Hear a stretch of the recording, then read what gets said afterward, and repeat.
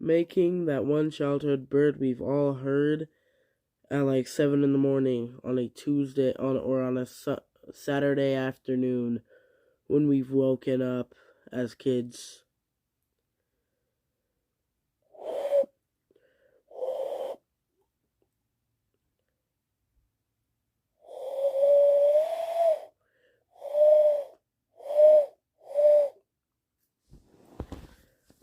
I like doing that. It's funny and also really cool.